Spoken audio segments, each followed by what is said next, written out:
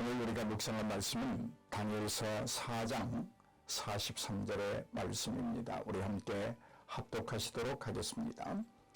바로 그때의 이 일이 나 느부갓네살에게 응함으로 내가 사람에게서 쫓겨나서 소처럼 풀을 먹으며 몸이 하늘 이슬에 젖고 머리털이 독수리 털과 같이 자랐고 손톱은 새 발톱과 같이 되었더라. 아멘. 오늘 주신 말씀은 28절부터 이어지는 꿈의 예언이 성취되는 과정을 우리에게 보여주고 있습니다. 이렇게 시작하고 있죠. 바로 그때에 이 일이 나 느부갓네살에게 응하였다. 지금입니다. 느부갓네살에게 응하는 일들은 좋은 일이 아닙니다. 무서운 일입니다. 그러나 여러분, 하지만 그 일이 본인이 자초한 일이기도 합니다. 예언된 하나님의 말씀은 그가 누구이든지 간에 그대로 이루어진다는 사실을 보여주고 있습니다. 왕이었습니다. 바벨론의 통치자였습니다. 사랑하는 여러분, 말씀의 성취는 대상의 형편과 어떤 성질에 좌우되지 않습니다. 오직 말씀하시는 하나님의 뜻대로 1.1획도 변하지 않고 그대로 이루어집니다. 여기 1.16이라는 아주 작은 것을 말합니다.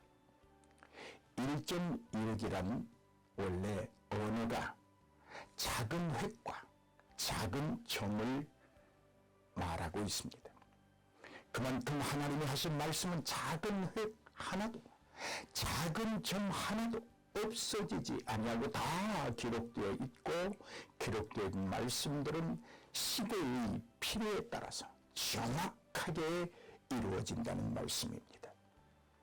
하나님은 말씀하실 때에 이미 그 말씀의 성취를 확정하시고 말씀하십니다. 그리고 치밀한 계획 속에서 말씀하십니다.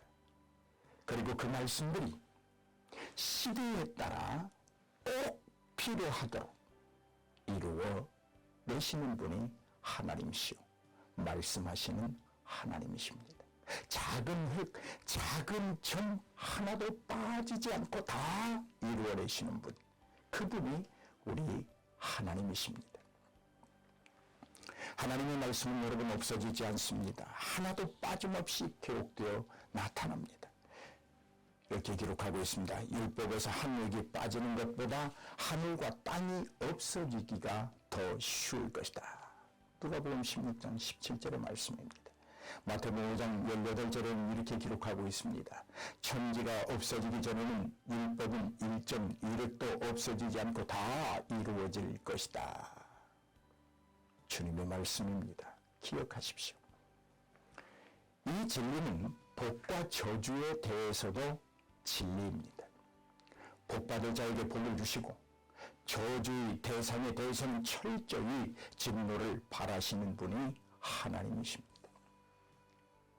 왕이 놓쳐버린 이 1년은 험난한 고난을 견뎌야 하는 7대로 돌아옵니다.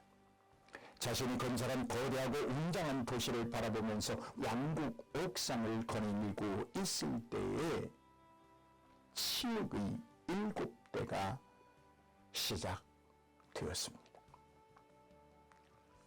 이제 그는 왕임에도 불구하고 사람들로부터 쫓겨남을 받습니다. 화려하고 금으로 장식된 왕궁을 떠나 들짐승을 벗으로 삼아 살게 되고 진미성찬의 공중 음식은 눈앞에서 사라지고 소처럼 풀을 뜯게 됩니다. 그리고 중요한 것은 지극히 높으신 이가 사람의 나라를 다스리시며 자기의 뜻대로 그것을 누구에게든지 주시는 줄을 깨달을 때까지 이 비극은 계속 된다는 것입니다. 깨달을 때까지. 여러분, 고통이 유익이 되는 이유가 여기 있습니다. 깨닫게 하는 것이기 때문입니다. 자신의 연약함을, 자신의 부족함을, 자신의 모자람을, 자신이 아무것도 아님을, 자신 속에는 선한 것이라고 하는 것은 하나도 없음을 인정하게 만드는 것이 고통이 가져다주는 유익입니다.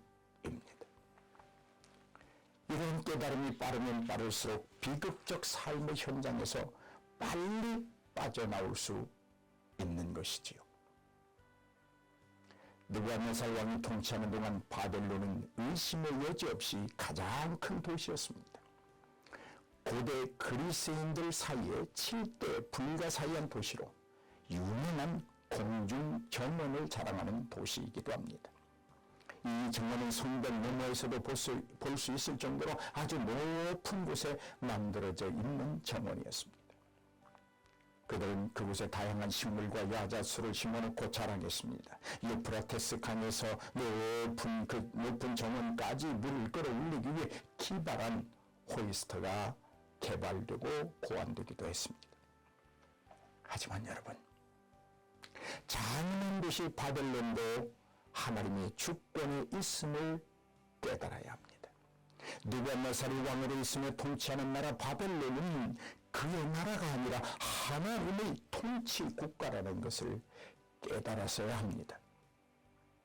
그러나 느부갓네살 왕은 이러한 진리와 생명을 깨닫기까지 7대가 걸렸습니다. 주어진 1년 동안 이 진리를 깨닫지 못했습니다. 이로 인하여 왕은 가장 어려운 생애를 보내게 되는 것입니다.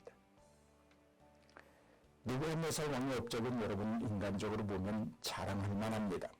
그러나 느부갓네살 왕의 불행은 하나님으로부터 받은 축복에 대하여 하나님께 영광을 돌리지 못한 것입니다. 하나님의 통치와 섭리의 승인 아래에서 자신의 업적이 이루어지고 있음을 망각하고 고백하지 못했습니다. 왜 그랬을까요? 여러분은 어떻게 생각하십니까? 그의 마음은 교만과 자만심으로 가득 차 있었습니다. 그의 생각에는 자기 자랑만이 자리 잡고 있을 뿐 하나님을 향한 경배와 찬양은 교만함과 자만이 이미 삼켜버렸습니다. 이러므로 자신의 위대함과 능력이라고 자랑하기에 바빴습니다. 본인 스스로가 하나님을 대적할 만한 인물이라고 생각했습니다. 참 어리석은 사람이었습니다. 하나님께 속한 영광을 스스로가 취하고 말았습니다. 이로 인하여 하나님의 심판을 빠르게 자초하는 죄인이 되었습니다. 이 일들이 자기를 높이며 하나님의 영광을 가로채는 말이 왕의 입술에 아직 남아있을 때였다는 것에 여러분 주목하시기 바랍니다. 교만은 패망의 선봉이라는 말을 빌려 사용하지 않아도 알 수 있습니다. 하나님께 돌아갈 영광을 가로채는 자는 자칫 가룟유다와 같은 자요, 발람 선지자와 같은 자요, 사단의 졸개들과 일치하다는 별칭을 받게 될 것입니다. 남들보다 우월하다고 스스로 여겼던 왕이 이제 인간 이하의 수준으로 전락하게 되었으니 이 얼마나 아이러니한 일입니까? 사랑하는 여러분, 기회를 놓치지 마십시오. 은혜 받을 만한 때에 은혜 받아야 된다고 말합니다. 응답받아야 할 때 응답받아야 된다고 말합니다. 여러분, 필요하고 절실할 때에 응답이 필요합니다. 그렇지 못한 때의 응답은 응답이 가진 충분한 능력과 기쁨을 우리에게 안겨주지 못합니다.